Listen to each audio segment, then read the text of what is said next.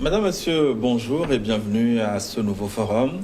Alors que l'Afrique fait face à un sérieux déficit en matière de main-d'œuvre pour satisfaire la demande du travail avec un besoin estimé à près de 450 millions de postes d'ici les 20 prochaines années, l'offre ne pourrait tout au plus excéder que les 100 millions d'emplois.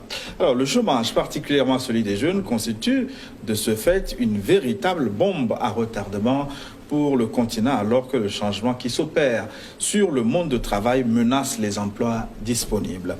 Quels sont les écueils à la création d'emplois pour les jeunes en Afrique? Faut-il changer de stratégie pour le développement des compétences? La question à un spécialiste en la matière. Il est avec nous, Dr Martin Petit-Messi. Bonjour. Bonjour. Merci de votre disponibilité. Votre nom est peut-être petit, mais votre parcours est immense et dense. Permettez qu'on vous le rappelle rapidement. Vous êtes spécialiste en élaboration de collecte des données. Vous avez commencé par là. Spécialiste aussi en analyse biomédicale et biophysique. Spécialiste du traitement des données de recensement et d'enquête. Enseignant-chercheur, vous l'avez été dans le domaine des mathématiques appliquées, de l'informatique décisionnelle. Vous avez mené des activités de conseil et de formation dans divers secteurs industriels en Afrique et à l'étranger. Vous êtes expert en statistiques appliquées et certification et vous dirigez désormais WANAM International, une structure de certification professionnelle. Merci beaucoup, oui, c'est ça. C'est exact. Oui, bien. Et pour vous découvrir d'ailleurs davantage, je vous propose de suivre cet élément qui présente WANAM International et, comme on l'a dit, une structure de certification professionnelle basée à Lomé au Togo. Elle représente la référence des pays africains en matière de formation, certification et orientation professionnelle. Pour ces programmes, WANAM International Togo se donne comme mission de permettre à tout individu, quel que soit son niveau scolaire, d'être inscrit et de suivre des formations certifiées dans le domaine choisi. Une mission difficile à accomplir vu les réalités du terrain, qui a pour objectif final de réduire le taux de chômage dans les pays africains. L'émergence aujourd'hui, c'est les hommes qui la font. C'est les hommes qui la font. WANAM International n'est pas simplement une structure destinée aux étudiants, c'est une structure destinée à tous ceux ou celles qui veulent acquérir des compétences et utiliser ces compétences pour avoir des titres d'expert dans leur domaine choisi. Alors, il va sans dire aujourd'hui que ce problème est déjà résolu.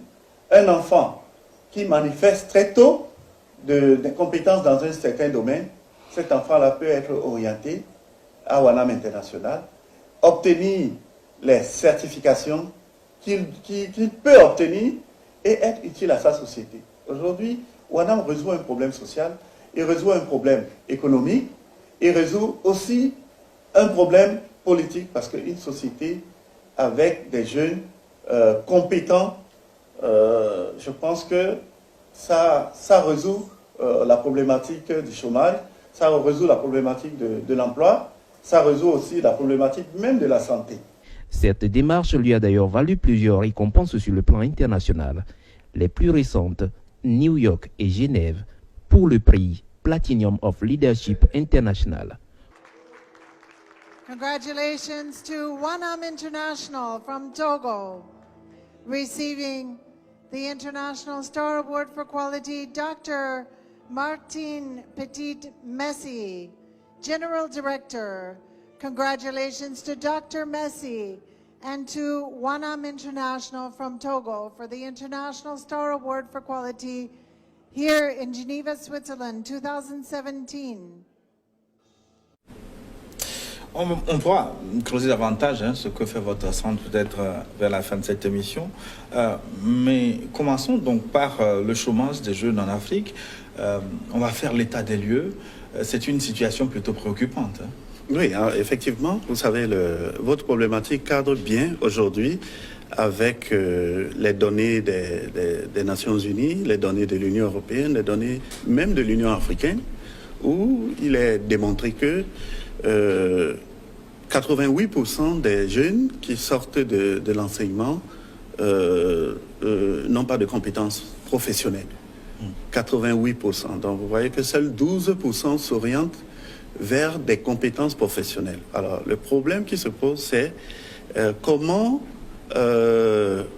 intégrer les formations académiques à la compétence professionnelle qui s'opère après avoir obtenu les diplômes. Donc, il se pose là deux problèmes.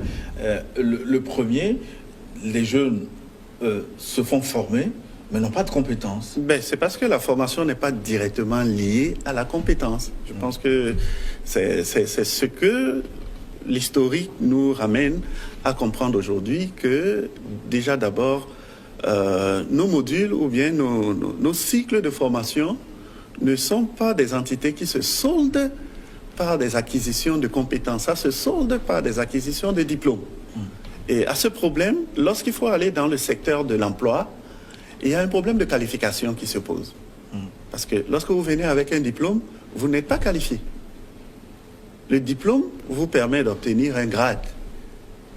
Mais est-ce que le grade vous qualifie pour un poste dans le domaine de la logistique, dans le domaine de l'économie, dans le domaine du marketing, dans le domaine de l'audit, dans le domaine de l'assurance, de la banque? Non. Le diplôme a été obtenu selon un cursus religieux, entre parenthèses, donné, hein, mais le professionnel s'identifie par une compétence unique. Et c'est cette compétence-là qu'on a besoin afin de vous intégrer dans des données qui permettent de se dire, voilà un économiste, voilà un informaticien, voilà un banquier. C'est pour cette raison que quand on pose souvent la question aux jeunes qui sortent des écoles de formation, que savez-vous faire? Ils ont du mal à répondre à cette question. Exactement, je pense que vous avez tous des meilleurs, vous savez bien le dire, que savez-vous faire? La plupart des jeunes vous disent, j'ai eu un doctorat en économie. Mais ce n'est pas ce qu'on vous demande. On demande, qu'est-ce que vous savez faire? Voilà, et c'est là où la problématique se pose. Parce qu'après cette formation académique, la formation académique ne s'est pas soldée par une compétence professionnelle. Alors, après la formation académique, où est-ce que vous allez vous orienter? Il y a ce choix-là à faire plus tôt afin que vous obteniez une identité, n'est-ce pas? Les données aujourd'hui au niveau du Bureau international du travail et tous les organismes où tout le monde est répertorié en fonction de sa compétence. La grande partie qui ne l'est pas encore, c'est l'Afrique. On retrouve 88% des personnes non identifiées, mais qui occupent des postes professionnels. Ça fait réfléchir. Oui, voilà. Ça crée un autre problème. Voilà. Donc ce problème de qualification, ce problème de compétences ajoutées à la démographie galopante, ça fait que le taux de chômage est très élevé. Bon, je pense que vos actions que vous êtes en train de mener à travers cette émission répondent directement aux problèmes aujourd'hui qui se pose en Afrique de façon dense. Ce problème en Europe, depuis 10 ans, et aux États-Unis et en Australie, a trouvé des solutions. Les systèmes de formation sont directement arrimés aux qualifications. Voilà, ne va pas faire une formation tout en sachant qu'on sortira, on va se poser des questions. On sort d'une formation qualifiée. Alors, en Afrique, nous avons encore ce problème de recensement. Ce problème de recherche, de mettre en place les données, ou quels sont les secteurs. Les secteurs existent, mais les personnes n'existent pas. Alors, le problème de chômage va toujours s'opérer parce qu'il faut trouver des personnes. Et ces personnes doivent être trouvées où? Dans le panier des qualifiés. Et ce panier des qualifiés, ce répertoire, cette identification n'existe pas encore. Moins de 15% s'y trouvent. Et dans ces 15%, pratiquement 100% ont obtenu des qualifications à l'extérieur.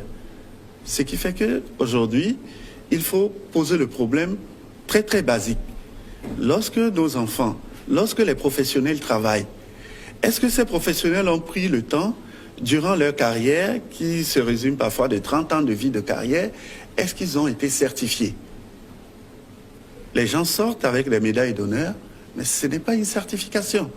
Donc, la certification est bien différente du diplôme. Mais c'est tout à fait normal. La certification, vous savez, comme je le disais déjà en temps, lorsque nous sortons experts dans un domaine, il n'y a pas un cycle d'expertise à l'université. Ça n'existe pas. dans nos universités, nous avons eu tous les niveaux du diplôme, mais le seul diplôme qui n'existait pas à l'université, c'est l'expertise. Ça s'explique aussi, prenons un cas de la médecine. La plupart de nos amis sortent médecins généralistes. Comment ils deviennent chirurgiens? C'est parce qu'ils vont faire une spécialité. Et la spécialité vous donne le grade d'expert. Vous voyez, vous conduisez des travaux, ou bien vous faites de la recherche, ou bien vous vous spécialisez dans un domaine, mais préalablement, vous avez appris les études de médecine, où il y avait une généralité. Mais lorsque vous voulez maintenant vous orienter dans une entité où vous vous sentez le mieux, vous allez vous qualifier et vous portez le titre médecin, chirurgien, médecin, je ne sais pas, ophtalmologue, et c'est ça. Donc la qualification vient juste après l'accumulation des connaissances. Mais dans ce cas-là, qu'allons-nous faire de nos diplômes? Alors, faut-il les brûler? Bon, vous posez un problème qui est profond. Vous pensez que c'est préoccupant. Les diplômes, nous l'avons hérité d'un système colonial. Et le colon n'applique plus cette méthodologie. Nous sommes les derniers qui l'appliquons, et tout en sachant qu'elle ne nous apporte rien. Aujourd'hui, beaucoup de jeunes Africains sont experts, beaucoup de jeunes Africains ont collecté des données, beaucoup de jeunes Africains dirigent des programmes que ces personnes dirigeaient avant et qu'ils imposaient leur approche de vision. Aujourd'hui, quand on dit l'Afrique a un désert de compétences, l'Afrique n'a pas un désert de diplômes. Tout au contraire, c'est le continent probablement le plus diplômé au monde. Mais c'est le continent le moins compétent. On ne l'a pas raté, on a crié Haro sur le Oui, je pense que les gens n'ont pas su situer le propos par rapport à ce que cela voulait dire. La réalité. Oui, on a cru que compétence arrimait avec diplôme. Non, on a des meilleurs agrégés, mais ce ne sont pas des compétents. Et ça, c'est une réalité. C'est bien que le problème est posé comme ça. Je vous prends un pays comme le Rwanda. C'est un pays de guerre. C'est un pays de génocide. Les Rwandais se sont tous orientés dans les acquisitions de compétences. Vous voyez, le PIB commence à prendre du flux. C'est le pays aujourd'hui qui affiche, n'est-ce pas, un tableau de résultats très, très encourageant. D'ailleurs, les dernières études l'ont classé en tête des pays africains en matière de gouvernance économique. Exactement. Pourquoi? Parce que dans des entités de collecte ou d'appréciation, ce n'est que des compétents qui sont là. Le Rwanda n'a pas dit qu'ils n'ont pas des agrégés, mais ils ont mis, et aujourd'hui nous avons l'information adéquate, l'information vraie. C'est ce recul que nos pays doivent faire. Chercher sur la masse quels sont ceux qui sont compétents. Et cela redescend. Il faut que les jeunes, très tôt, se définissent très mieux par rapport au diplôme ou à la compétence. Il n'est pas toujours donné, aujourd'hui, d'être expert pour avoir terminé un cycle universitaire. Non, vous pouvez être expert très tôt parce que vous avez développé une compétence. Et c'est sur ce, vous avez obéi au schéma classique d'acquisition de cette compétence jusqu'à l'obtention de l'expertise, qui n'est pas un grade universitaire, qui est quelque chose qui s'acquiert parce que vous avez suivi la norme, vous avez suivi l'unicité, vous avez appris à manier cet élément et à mieux l'ajouter dans votre travail. Oui, mais ce que vous dites là, c'est à une véritable révolution du système éducatif que vous appelez. Parce que la façon dont les choses se passent aujourd'hui, c'est à l'antipode de ce que vous expliquez. C'est ce qu'il faut pour résoudre alors le problème du chômage. Oui, je pense que vous avez déjà fait le vôtre, déjà en posant la problématique à travers votre émission. Ailleurs, cette réflexion a déjà été menée 22 ans, 30 ans. En Afrique, peut-être à travers nous, les hommes de données, nous prenons déjà les gens, vous nous invitez à parler, et cela cadre avec la pensée aujourd'hui qui se développe en Afrique. La pensée aujourd'hui sur où trouver les compétences, pas où trouver les diplômés. Les diplômés, nos universités en ont des centaines de milliers. Mais pour trouver des compétents, nos universités n'en ont pas.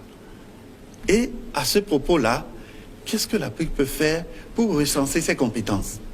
L'Afrique n'a pas une base de données de ses compétences. Excusez-moi, c'est ça. Nos pays n'ont pas une... Aujourd'hui, lorsqu'on veut peut-être conduire des programmes, on préfère prendre quelqu'un, excusez-moi, d'un bord politique. Cela fausse déjà des données, vous voyez. Or, si on prenait un élément de compétence, vous voyez comment l'organigramme ne sera que faire des bons résultats. Alors, et les gens pensent souvent que cela nécessite des gros investissements. Non, c'est le domaine qui nécessite le plus faible investissement en matière de rentabilité humaine. C'est le domaine des compétences. Parce que vous partez, au lieu de faire 180 crédits, vous faites une chose. Vous imaginez ce que vous avez dépensé à 180 crédits si vous le dépensez en une seule chose. Donc vous voulez dire que ce système LMD, licence master doctorat, ne peut pas résoudre le problème de chômage? Non, il faut être véridique. Ce système a accompagné, mais il s'est un peu déjà émoussé. Déjà? Oui, il s'est déjà un peu émoussé. Parce que les produits qui en sortent ne sont pas des produits qui répondent aux besoins économiques qui se posent dans nos pays. Je pense que le problème est là. Mais pourquoi les écoles de formation professionnelle, notamment le BTS, le brevet de technicien supérieur, pourquoi ces formations ne sont pas arrivées à résoudre ce problème alors qu'ils ont été mis en place justement pour trouver réponse à ce que vous... Oui, parce que le BTS n'était pas un examen de qualification de compétences. On a voulu faire quelque chose que le colon a essayé dans sa société et que ça n'a rien donné. Le colon, lui, s'est retiré. Il s'est retiré, pensez à autre chose. Nous, lorsqu'on l'introduit, ça demeure à jamais. Il faudra que vous en parlez, il faudra qu'on en parle. Et que le problème qui se pose, que je vais poser directement avec vous, c'est que nous avons créé des offices de BTS. Nous n'avons pas créé l'après-BTS. C'est quoi? Parce que nous avons, chaque entité a un office. Le baccalauréat a un office du bac. La licence a, au niveau du ministère de l'Enseignement supérieur, a un département qui coordonne les licences aux universités. Lorsque vous parlez des écoles professionnelles, la plupart d'entre eux se disent accrédités par le CAMES, qui est un organe francophone, et qui accrédite quoi? Les programmes. Ou parfois, si vous respectez les normes requises, il y a des éléments d'appréciation que le CAMES regarde. Mais lorsqu'une école X professionnelle fait passer une licence, cet examen de licence, il n'y a aucun agent du ministère de l'Enseignement supérieur. Il y a un problème de légitimité de ces diplômes. Mais on a laissé court, les écoles professionnelles distribuent les licences, les masters, parce que ce ne sont pas des choses qui sont contrôlées. Donc vous pensez qu'il faut aller, comme le Bénin, vers un système où c'est l'État qui se charge, qui supervise la délivrance des diplômes? Moi, je pense que c'est le meilleur partout. Et les masters dans les écoles, les instituts supérieurs privés? L'État sera le meilleur accompagnant de toutes choses pour déterminer son sérieux. L'État sera le meilleur accompagnant. Il peut y avoir des instituts qui délivrent des certifications, mais ces choses-là, c'est des choses qui s'arriment directement à ce que l'État fait. L'État produit quelqu'un qui a reçu une formation, mais de cette formation, la personne va se certifier dans un domaine. C'est beaucoup plus aidant. Mais lorsque un établissement X d'enseignement professionnel délivre les masters corrigés signés par eux-mêmes, quelle est la compétence qu'on obtient là? Il y a des gens qui ne sont jamais venus au cours qui ont des masters. Mais ces gens ont des masters parce que le nom de l'école leur a permis d'avoir le master. Mais quel est le suivi qui a été fait derrière? Déjà d'abord le sujet de l'examen, c'est-à-dire la préparation de ce grade-là. L'après, il n'y a eu rien. Les gens délivrent le master parce qu'ils ont une école de formation professionnelle. Ça ne répond pas aux besoins de la société. Et il y a un problème de légitimité, de sérieux. Et tout cela a contribué aujourd'hui à déposer sur le marché des gens qui ont des choses, mais qui ne sont pas compétents par rapport au titre qu'ils portent. Est-ce que vous voyez un peu la problématique? Exactement. Ouais. Et ça me permet d'ouvrir une parenthèse. Et ça veut dire que ce que vous me dites me donne des idées. La plupart des jeunes qui sont sans emploi aujourd'hui, on ne peut pas les appeler alors chômeurs. Non. Parce qu'ils n'ont pas de compétences Mais ça, c'est à faire clair. valoir. Voilà, ça. Qui sont-ils alors? Oui, je pense qu'aujourd'hui, il faut que nos États créent ce qu'on appelle le répertoire national des compétences. Ça peut être professionnel. Le répertoire national. Dans les autres pays, c'est dans ces comités que nous travaillons. Et il y a un répertoire des besoins. Le Togo, notre pays, quels sont ses besoins? Le Togo a besoin de tout. Des agriculteurs, a besoin des exploitants miniers, des ingénieurs, des journalistes, des économistes. Lorsque nous créons un répertoire national des compétences, là, on sait quels sont les secteurs où nous avons besoin des gens. Et à cela, il faut y mettre des gens certifiés. Aujourd'hui, c'est le meilleur conseil qui est donné parce que c'est l'exemple à suivre. Un certifié, c'est quelque chose de périn qui ne sera jamais épuisable parce qu'il a une connaissance, il a des données seules qui peuvent être utiles à jamais à une société, à une entreprise, à un pays. Un diplômé, ça pose encore un problème. Vous parlez de certification alors que d'autres insistent sur l'entrepreneuriat pour résoudre le problème de chômage. Est-ce que ces deux concepts-là disent les mêmes choses? Oui, ça pouvait dire la même chose si celui qui se lance dans l'entrepreneuriat est certifié. Vous voyez, le terme même en dit long. Je suis certifié en agriculture. Ça veut dire, je connais les zones où les terres sont productives, les zones où les terres ne sont pas productives. Ça fait partie de mon élément d'analyse. Je connais des zones où je vais plus produire, où je vais moins produire. Alors, la personne certifiée va dans un domaine qui est 100% sûr de rentabilité. Si vous jouez sur l'entrepreneuriat et vous ne vous définissez pas vous-même, vous allez dans une loterie. Et la probabilité d'échec est plus élevée que la probabilité de réussite. Quel que soit l'accompagnement bancaire, si la chose que vous voulez entreprendre, vous n'avez pas un titre d'identification, une certification, c'est un risque que vous prenez. Et ce risque, aujourd'hui, les banques le savent. Pourquoi ils ne délivrent pas des crédits par rapport à l'entrepreneuriat? Mais c'est parce que, dès le départ, l'individu n'a pas un profil qui leur permet d'apprécier qu'il y a un retour sur l'investissement. Ce n'est que ça. Mais ce problème de certification que vous posez n'est pas résolu par les stages pratiques par lesquels les apprenants passent après avoir obtenu leur diplôme. Bon, non. Je pense que la certification appartient aujourd'hui à une entreprise, à un organe de régulation, à un organe des normes. Lorsque vous voulez être certifié en informatique, il y a Microsoft, il y a Cisco, il y a Samsung, il y a Huawei. C'est clair. Alors, lorsque vous allez rentrer dans une technologie, vous saurez, cet appareil, la technologie est de telle maison. Vous voyez? Lorsque vous allez faire une analyse des données, par exemple en économie, mais si vous n'êtes pas certifié, vous ne saurez pas des secteurs porteurs, des secteurs non porteurs, des secteurs où ils ont besoin de renforcement. Voilà. Il faut maîtriser, il faut avoir de la compétence dans ce qu'on veut embrasser avant d'y aller. L'objectif, c'est que d'être utile d'abord à sa société, d'être utile à soi-même et de se nourrir. Si nous avions des compétences, aucune initiative ne sera en échec.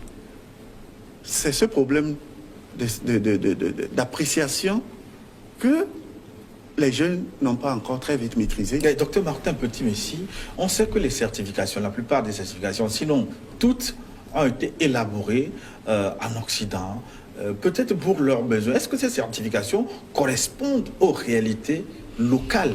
Est-ce que l'Afrique n'a pas besoin de développer elle-même ces certifications par rapport à ce dont nos milieux, notre développement a besoin? Vous savez, Oui. lorsque vous parlez du monde, vous ne pouvez pas isoler l'Afrique. Vous comprenez?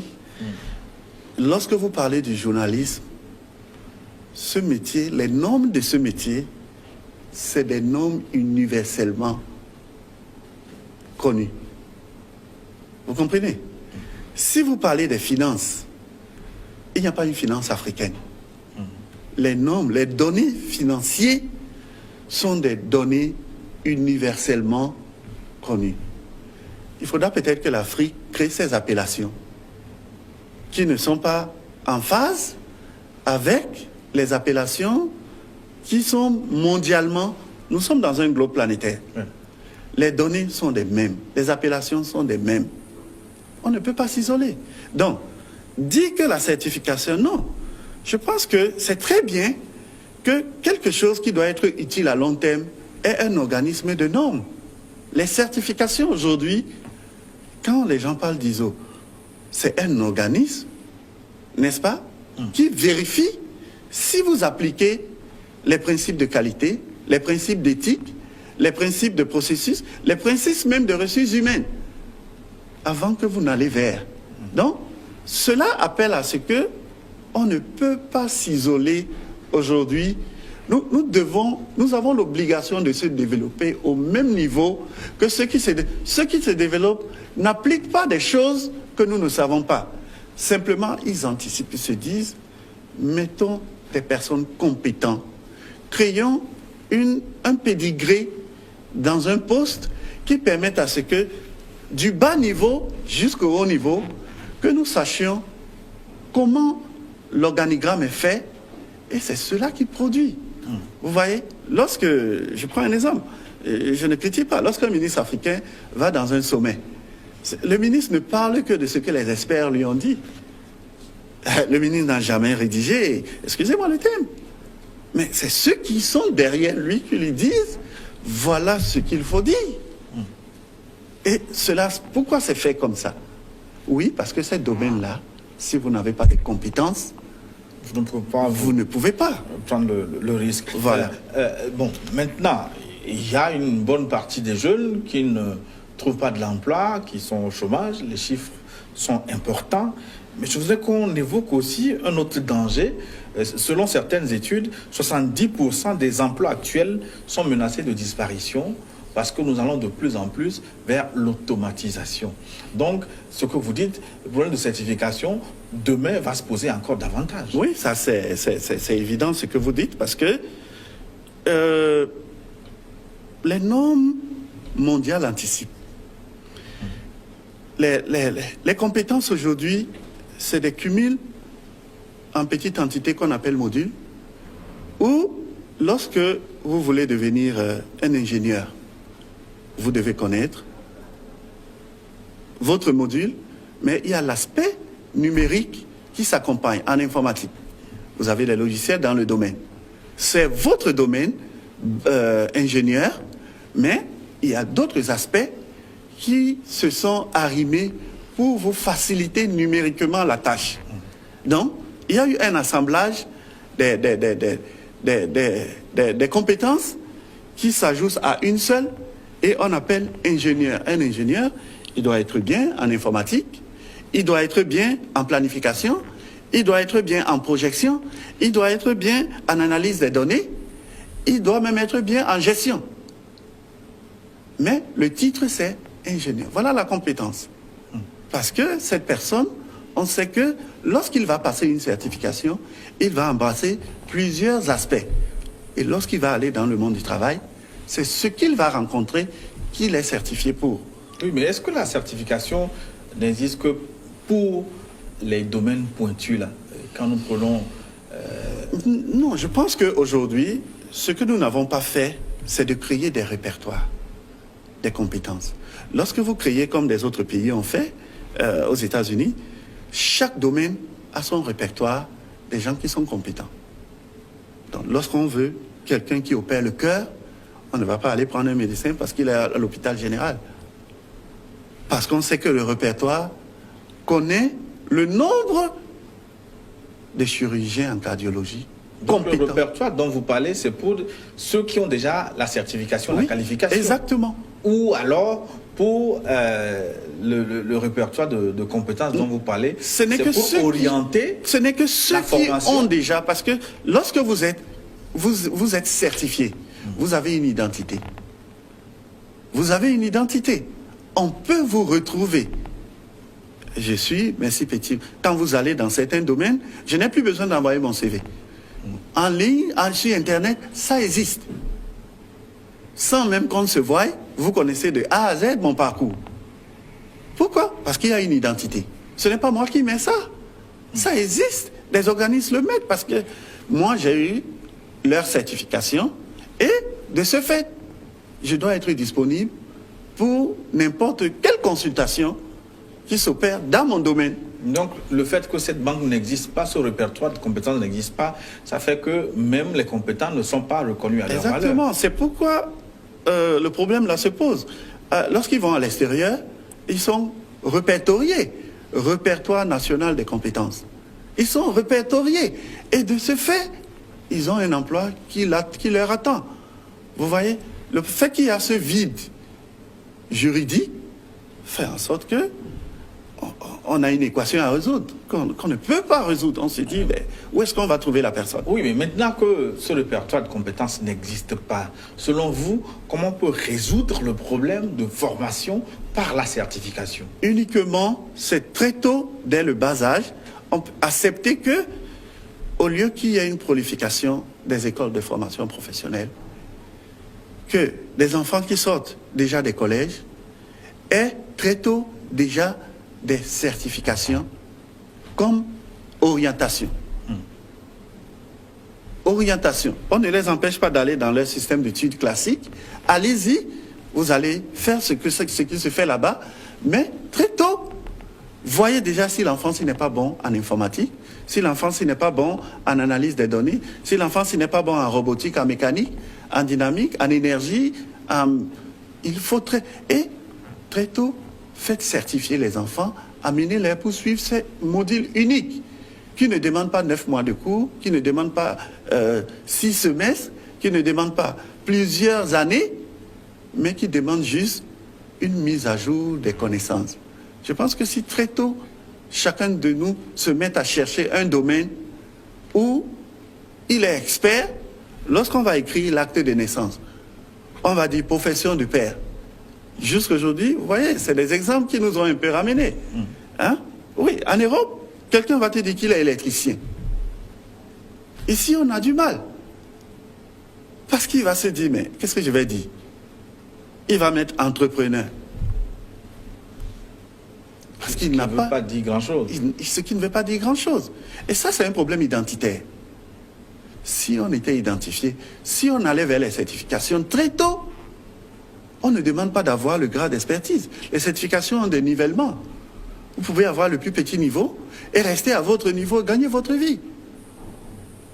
Donc, ce que vous dites, on a besoin d'un grand centre ou d'une grande organisation autour de l'orientation pour savoir d'abord ce que chacun peut faire, ce qui est utile pour le marché de l'emploi. Exactement. C'est pourquoi des structures comme WANAM International, depuis 17 ans, WANAM n'a pas été créé sur la base des investissements. WANAM a été créé sur la base des compétences individuelles. Oui, mais est-ce que vous pouvez le faire seul? Ce travail-là ne doit-il pas être fait à l'échelle nationale? Oui, ça c'est vraiment le souhait, c'est vraiment l'appel vibrant, c'est vraiment ce que vous êtes en train de faire. Et c'est une page qui s'ouvre comme ça pour que les gens perçoivent qu'ils peuvent encore attraper quelque chose dans leur vie et en faire un moyen de vie. Je pense, c'est cette page qui est ouverte. Il fallait cette connaissance. Il fallait que ce problème se pose. Nous sommes venus, 17 ans après, mettre les initiés de tous les pays, Côte d'Ivoire, Nigeria, Ghana, c'est au Togo qu'ils viennent. C'est ici qu'ils viennent. Ils sont là de lundi à dimanche. Vous vous rendez compte que le gouvernement burkinabé certifie toute son administration du contrôle interne au Togo? Le Togo même ne sait pas. Il y a des pays comme le Bénin. aujourd'hui, c'est même une obligation. Tu ne peux pas gérer un projet sans être identifié comme un expert dans le domaine. Je pense que tout cela a résolu un problème même de fuite de capitaux. Vous voyez, nous avons besoin que nos indices de développement apportent des nouvelles figures. Hein, peut-être chaque mois ou bien chaque trimestre, mais ça ne décolle pas. Voilà. Donc, dans ces conditions-là, est-ce que vous pensez que les initiatives de création d'emplois pour les jeunes, est-ce que ça peut prospérer vraiment? Parce que je suis pessimiste par rapport à tout le développement. Bon, vous savez, ça c'est un volet politique. Et je pense qu'une initiative de développement doit être une initiative qui se solde par une acquisition des compétences. J'oriente ça dans un sens politique parce que c'est politiquement dit. C'est politiquement dit. Mais une initiative, lorsqu'elle va dans le sens de développement, elle doit s'achever par un apport, une plus-value en masse dans la société. Alors, lorsqu'on crée des structures qu'on appelle n'importe comment, on sait comment ça finit. J'aurais préféré peut-être qu'il y ait aujourd'hui cet encouragement vers les programmes de certification de base. Qu'avant que quelqu'un ne conduise un projet qui lui-même qui soit identifié par rapport à ça. Lorsque nous créons des langages politiques, je suis sûr que lorsque vous regardez le contenu, ça ne dispose même pas de ce que ça veut dire. Et c'est là notre problème aujourd'hui, de redéfinir des orientations. Il faut des orientations dans tous les domaines. Il faut une orientation sociale, il faut une orientation académique, il faut une orientation économique. C'est notre seule chance. Les pays qui en ont pris 50 ans ou 40 ans ou 10 ans comme initiative plus tard sont créateurs aujourd'hui des ordinateurs. Mais s'il y a ces pesanteurs au plan national, est-ce qu'il ne faut pas réfléchir et aller au-delà? Proposer par exemple à des structures comme l'Union africaine de réfléchir au niveau continental à des mécanismes pouvant amener à des certifications, à des formations concrètes. Moi, je préfère les appeler comme ça. Non, je pense que là, vous avez tout dit. C'est vraiment là où il faut réorienter même l'organigramme de ces structures. Parce que je pense que ces structures, s'ils redéfinissent en elles-mêmes leur réorganigramme, il y aura un impact sur... C'est des structures qui ont beaucoup en contenu politique. Donc, ce qui fait que le contenu de développement n'y est pas. Le contenu de développement, ce sont des compétences. Il n'y est pas. C'est des positionnements politiques. Et à cet effet, nous allons toujours ramer. Parce qu'il est question que chaque entité soit une source de production pour sa société. Lorsque vous regardez l'Union africaine, ça produit des décisions. Qui applique les décisions?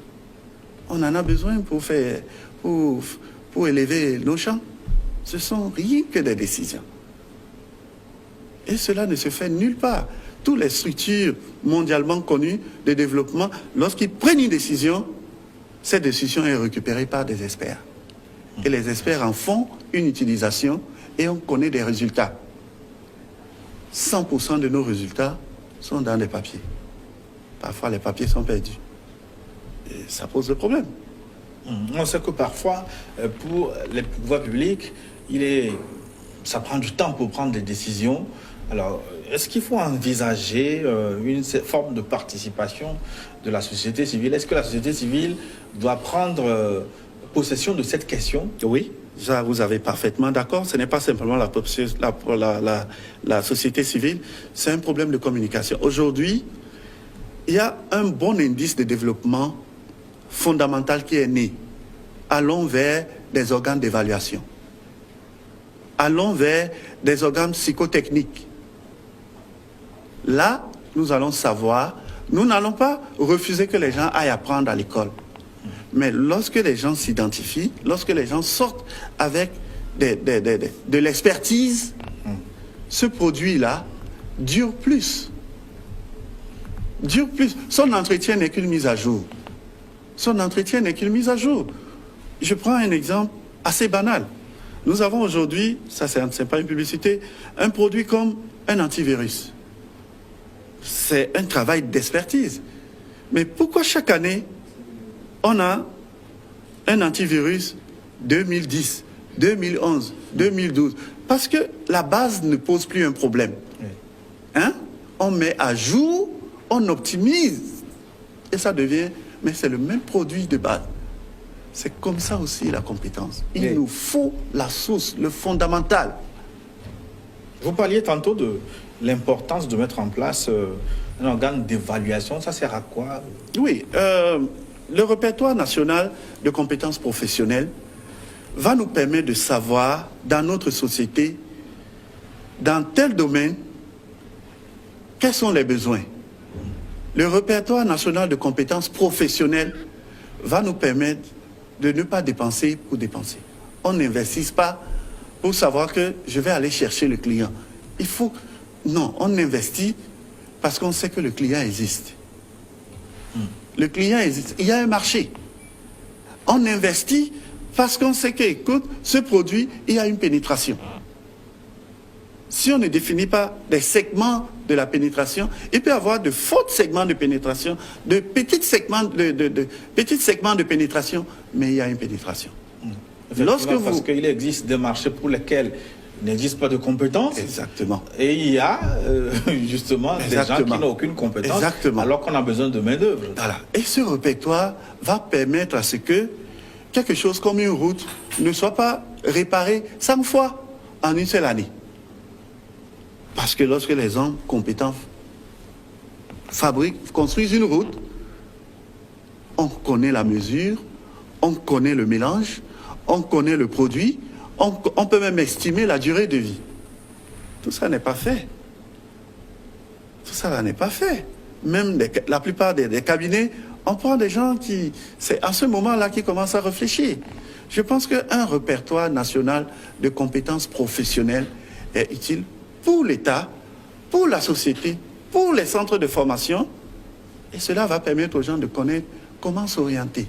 Mais est-ce que ce type de travail n'est pas fait par l'Agence nationale de promotion de l'emploi qui existe un peu dans pratiquement tous les pays, notamment au Togo également? Non, l'Agence nationale de promotion de l'emploi, elle est là pour... c'est comme un organe comme tout autre. Ce n'est pas un organe d'analyse et de stratégie, c'est un organe voilà, qui vous dit, OK, venez, on va voir. Il n'y a pas, je ne vois pas dans son contenu, je ne vois pas dans son contenu ce qu'il peut offrir, autre que, bon, essayons. Je ne vois vraiment pas. Si cet organe était pourvoyeur, bon, cela va suivre. C'est parce qu'il n'y a pas un contenu. Oui, c'est parce que, bon, on veut refuser l'implosion sociale. Donc, on crée ces petits organes pour que des gens se calment.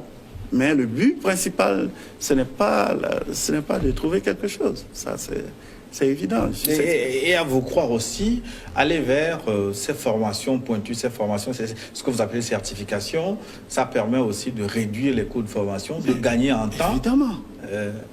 Ça permet même de faire rentrer, de moderniser les infrastructures de formation. Ça permet de faire rentrer des nouveaux équipements, les infrastructures de formation. Aujourd'hui, on a évolué. Ceux qui utilisent encore d'accré, ça c'est un manquement. Oui, le savoir doit être visuel. Oui, le visuel aujourd'hui a pris une proportion très importante par rapport à l'acquisition de la connaissance et de la compétence. Si on fonctionne toujours par l'accré, on fonctionne toujours par des choses non visuelles. Excusez-moi, lorsque vous voyez ce que vous apprenez, mais ça ne s'effrite pas, ça reste. Vous avez même faim, vous voulez encore connaître beaucoup d'autres schémas. Mais si on reste dans l'accré qui fait mal au droit, il faut réfléchir. Au poumon également. Voilà, tout ça là, il y a des risques. Nous allons clôturer notre émission. Docteur Martin Petit, merci. Pour résumer, moi je dirais simplement que le monde évolue. Il faut que les initiatives de lutte contre le chômage, de lutte pour l'emploi des jeunes évoluent également. Exactement. Vous avez bien placé le décor. Ce n'est même pas pour les initiatives pour la formation, les initiatives pour l'orientation, les initiatives pour l'orientation politique, les initiatives même de stratégie de développement. Il faut tout remettre en cause et c'est à travers les programmes comme les vôtres, c'est à travers vos émissions que les gens ont besoin d'éveil. Et votre émission, je pense que ça a servi profondément d'éveil. Aujourd'hui, un parent qui a très peu de moyens peut se dire, ben, écoute, mon fils, voilà sur ça on va miser. Que de rester toujours dans ce train commun où, bon, à la fin, il n'y a pas d'issue. Voilà. Merci. Merci beaucoup. Merci. Docteur Martin Petit-Messi, vous êtes le directeur général de WANAM International, expert en statistique appliquée et certification.